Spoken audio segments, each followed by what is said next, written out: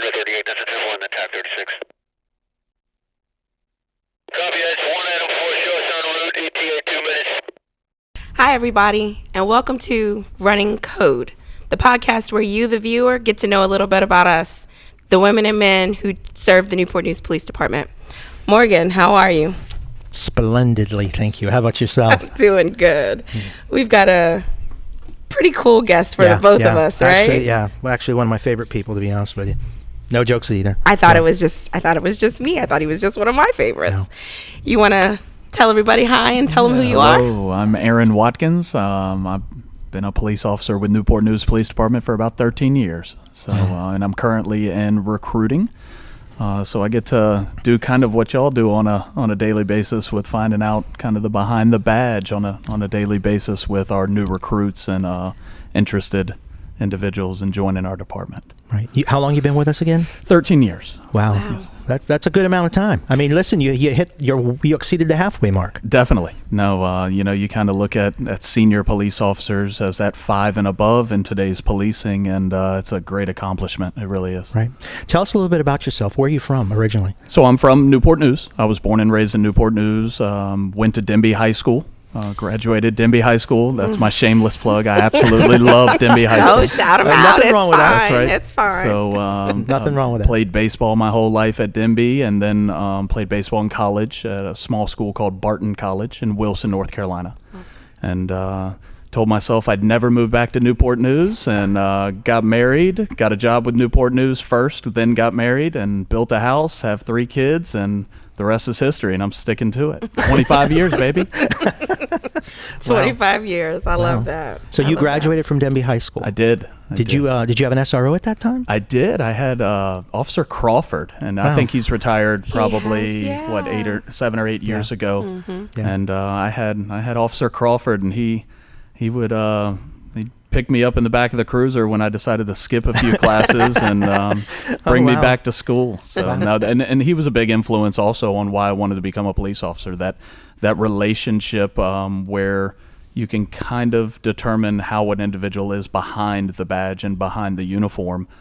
He just kind of kept it real, and that was encouraging to kind of be that mentor type of person for young people. Right. And for those who don't know, SRO is a school resource officer, and they're literally assigned inside that school. Yes. And so tell us a little bit about what you've done during your 13 years. Yeah. So you probably remember me as a 21-year-old right out of college, because I was working midnight shift, and you were my lieutenant. And we had a fun shift. So I did about 4 years on midnight shift downtown, South Precinct.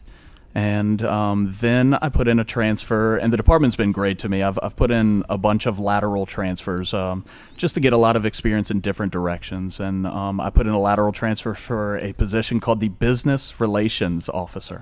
And that was just building relationships with the businesses in North Precinct and kind of addressing their concerns or relaying their concerns to the patrol officers. They get neglected a lot, and we wanted to make sure as a department that we were handling their needs like individuals that call 911 and maybe being more proactive rather than reactive. So a liaison of sorts. Definitely. Right. Where'd you go from there? And then from there, I did put in for a school resource unit position, and I requested Denby High School. Did you get it? Oh, I got it, and I that was such a blessing to be able to impact those young people's lives that I basically saw my SRO impact and in my own community, because I also live in that community as well. So and I'm wearing my Father Mo's Best t-shirt, and I will tell you the amount of students getting off the school bus while I'm cutting my grass. It's pretty neat. That's how you know that you've impacted some young people. Right. Sounds very fulfilling. Yeah, definitely is. And now I'm currently in recruiting. I've been in recruiting for about a year and a half, and it's been amazing. Just being able to learn the individuals that we're bringing onto the department, qualified and quality. So that's what we're looking for. We're looking for individuals that have a heart for service, and what better position to be in to kind of know them right when they start out and then watch them grow as law enforcement officers. Wow. Very nice. So I got you 4 years in, I think that transfer up to North is when I was a brand new supervisor. I think I was working for you might at some have point been. up there. We may have been. And then we went to CYOD almost together. That's we right. were there, and now you're in recruiting. What's been your favorite so far? I love recruiting. I love where I'm at, and I feel that God has me in a season, and I'm my faith. There's seasons for everything, and the school resource unit was amazing. I felt that was a huge chapter in my life, and and the way that I've kind of lived my police career is, how can I be the answer to someone's prayer today? Where's God going to put me today? And if I can impact or be a blessing to somebody, I mean, think about it. We're responding to calls for service on the worst day of people's lives, and especially in the schools. And I know 911 calls as well, and patrol, but in the schools, these young people, you have no idea what they're experiencing the night before, and then we expect them to come to school, and everything it has to be just fine, or they're being criticized. Right. So just learning, their trauma and maybe being that positive impact to them, and that was really cool. Wow. So every position that I've been in has been special and has its own point. But currently in recruiting, I've always been the individual of finding out the why. Why am I doing what I'm doing? It was very easy to find the why in community and youth outreach. That's what I love to do. There's plenty of opportunity to be that blessing. Wow.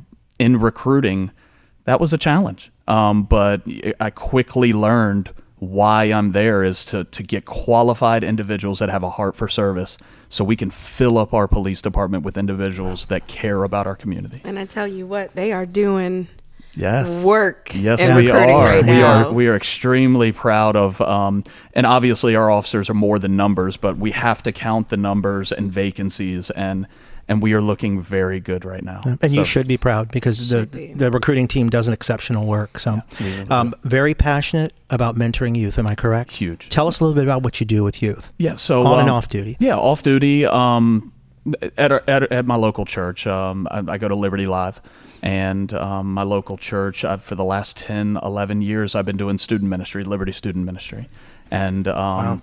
and also some volunteering with security. It's pretty difficult for a police officer to not do security at their place of worship. Right. It's just kind of what we're trained to do. We have experience, so why not use that experience, when we're out and about.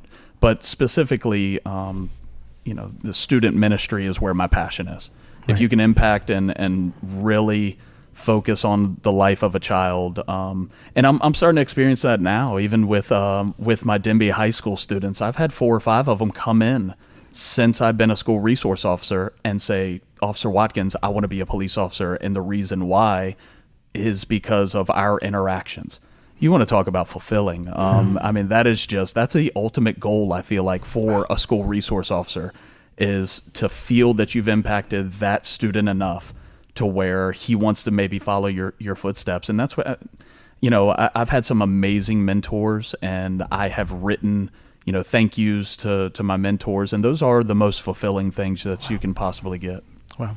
Now, you touched on you have some baseball background. I do. I played baseball in high school and in college. Yeah, you played in college. So do you still follow baseball? Are you a big fan of professional baseball? I am a huge fan of baseball. The Atlanta Braves. Go Braves. Hoping to make it into the playoffs coming up in the next, 4 or 5 days. 4 or 5 years? Or 4 or 5 days. Okay. Right. Against the Mets. We're hoping to snag that last wild card. I don't know if the camera's picking up me rolling my eyes. I'll let it be, because it's you. I'll let it be. So, yeah, and I actually, we go every once in a while to spring training down in Northport, Florida. Really? And, oh, man, what an experience. If you want to be a super fan, you go to That's a spring where you training go? game, and you get to shake their hands sometimes walk out on the field and talk with some of these players. So one of my main goals now that my children are getting a little bit older and they watch every game with me every night. Do they? And is to take them down to Northport, and so they can see the individuals that they see on the television every day. And What a literally, treat, right? just kind of hang out with them in the dugout. It's really cool. So you are a big proponent of community policing. Can you tell us a little bit about that and why? Yeah, so we can't do our job without the community's help. And I've always been a proponent of, putting those positive interactions in a bank. And and community policing is a tool in our tool belt. You need that hard-nosed policing at certain times as well. And it's just not community policing. It's a philosophy that we can use that along with other types of policing, but we need that community involvement to be able to solve our crimes. And individuals, just our citizens, knowing how we are behind the badge, that I go home to my wife and kids every single night. Right. And I take that uniform off, that light switch comes off, and I'm a normal human being. So the community policing side, I feel like, opens up the door for who we are, not in our uniform and in our badge. When we're throwing the football and playing basketball with kids, and that's just there's nothing better than that type of policing. It really fills your tank. Yeah, and obviously we all worked in the Community Youth Outreach Division, so we feel very strongly about that. Now, the interesting thing I find about you, Aaron, is that you really are the kind of the police officer, the whole police officer, right? You've done police work, you've worked on the road, you're in recruiting, you're a big proponent of community policing, but you didn't have intentions of getting into policing. You wanted to do something else. I did not. So I majored in business at Barton College, and minored end of my junior year. I did a ride-along, and the ride-along, and I won't name the department, the ride-along that I did, we got on a vehicle pursuit with 2 Harley Davidsons going 120 miles an hour. Oh my gosh. And I will tell you, and I'm a big proponent of student athletes as well becoming law enforcement officers and public servants, because, they're very coachable. They're very disciplined. They've been yelled at, constructive criticism, and that's what you kind of need, a hard shell with this profession. But man, the excitement that I got on a vehicle pursuit, and I don't know their policies, but I know ours. Their policies were a little bit different than ours at the time, right. But I will tell you that I immediately went back after that summer that I did that, and I picked up a minor in criminal justice. Wow. So I went from the business mindset, and I still majored in business and a minor in criminal justice. And I knew right off the bat, and it was a big proponent we were coming out of the Great Recession. So 2011 was the end of the Great Recession, and jobs were scarce. I felt that I was qualified. I had all the paperwork for a degree, but then, something deep in me, I just wanted to serve my community. And Newport News' process was phenomenal. I applied for probably 4 or 5 other departments. I was going through the process with all of them, and I encourage even my recruits today, if you're coming in, apply for the departments, and I will promise you, because I know that my recruiting unit is in charge of that, we will get you in first. So, and it was that way also when I came. They were the quickest. And I was hired on, did the background check. Our background investigators are phenomenal. They will expedite through your background process, contact all of your previous employers. They did that with me, contacted my references, and I was starting the academy like 10 days after I graduated. And so that smooth transition, a lot of anxiety when you're graduating college and you got student loan debt and you're going, man, what am I going to do? I don't even have a career. Well, I was very blessed to Newport News expedited everything. I started the academy, and it was just it was really neat how that season just started right there. And that's where it started. 13 years later. That's there it. you are. Wow. Matt, how are we doing on time, sir? We're doing great. I have to ask, if you don't mind me interjecting. Sure. That ride along, did they catch the guys on the Harley? we did catch one of them. The other one continued. That's almost unheard of. Nope. Motorcycle chases. And wow. And I will tell you that it was not a full blown pursuit. The individual saw the blue lights, but when you're going 120 miles an hour, it takes a little bit to stop. The other one did not stop, but one of them was extremely polite, stopped, and I will tell you that certain actions, there was some grace by the officer because he stopped and was respectful. So, right. Wow. What do you do off duty? What are your hobbies? I like to garden. Things that are kind of peaceful. Not dealing with police. Wait, you had a garden at Denby High School, didn't you? I did. I started. I started a greenhouse at Denby High School, and incorporated our special education students to help plant At one point, we had over 1,200 plants, and the Home Depot graciously, gave a bunch of seed packets at the end of the season that they would be throwing away.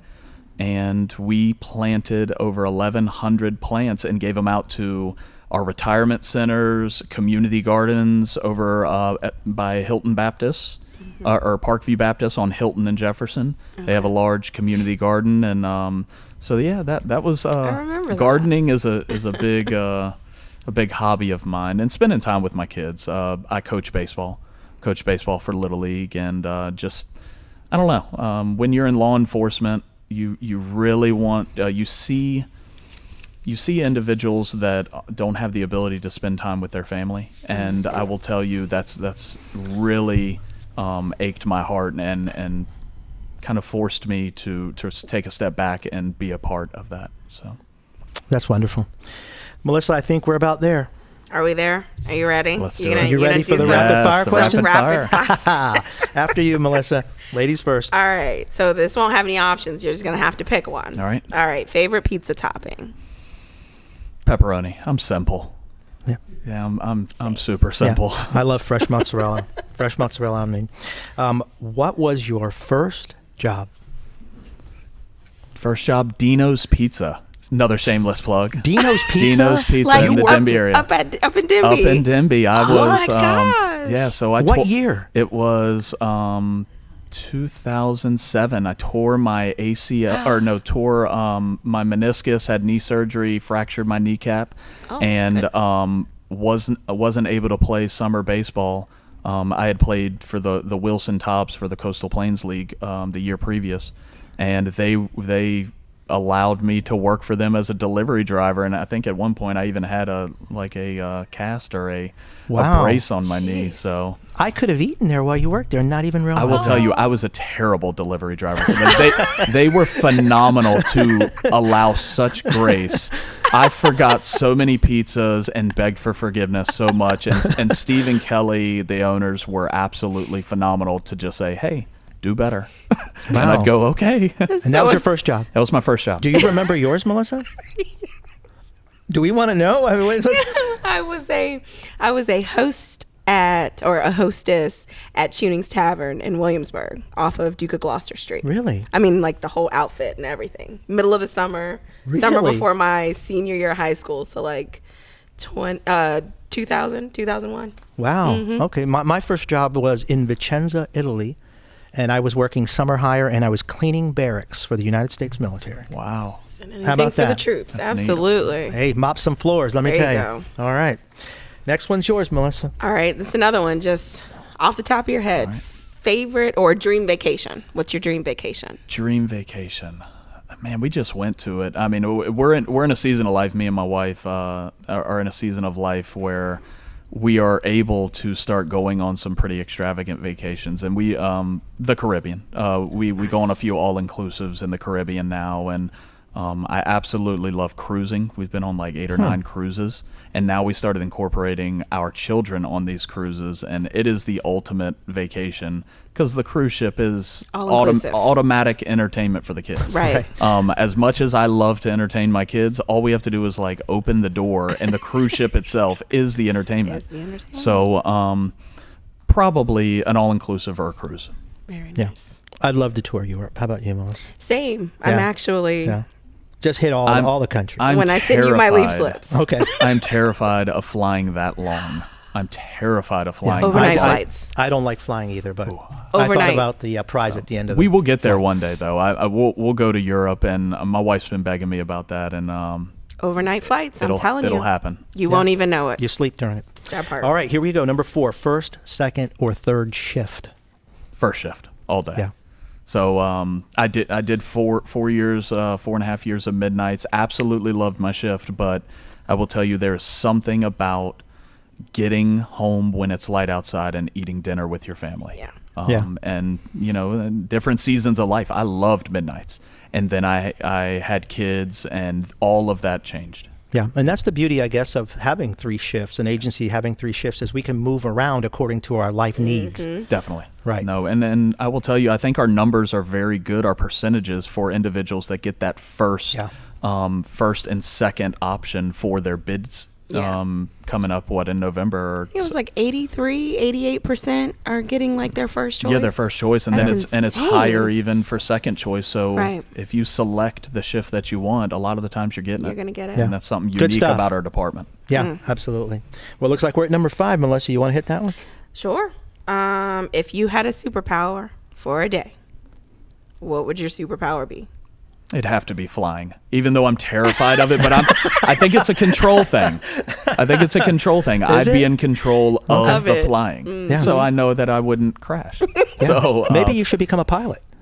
You have control of the plane. That's true, but there's a mechanical factor in there. I don't mess around with that. Too many variables. So being able to fly and having control of the flight, that way I'd feel comfortable going to Europe and the other places. Yeah. I would love to eat anything I wanted to eat without putting on weight. That would be my superpower. That's a good one. That's a unique one. All day long. I'd eat for the full 24 hours, Aaron. How about you, Melissa? I think I'd have to agree with You'd that have one. to go with me on that? I'd have to go with you on that one. What a pleasure it's been, man. Thank you so much for joining us. I know that you're an avid watcher of the podcast. You really enjoy it. I do. I think so it's a blessing to have you come spend some time with us. Thank you. No, thank you guys so much. I mentioned it during a previous podcast. I think you're one of the most genuine people that I've ever met, and I always enjoy spending time with you. And if I'm down a little bit and I see you, you lift me up. So thank you for that. Thank you. Thank you for way that. Too many people are negative. There's no reason for that. So if we can maintain our positivity, that's what I try to do every day, and I fail at it. But we get back up, Aaron, and we do it again. Continue working. We give it another shot, right? Definitely. Absolutely. Melissa, I think we're on other platforms, are we not? And you want to share that with the folks? We're on all of the platforms. All of the platforms. You can catch us anywhere you get your podcasts. Make sure you like us on YouTube and join us next time. Absolutely. Thanks, folks. Take care. Be safe. Cheers. Unit 38, this is 1, attack 36.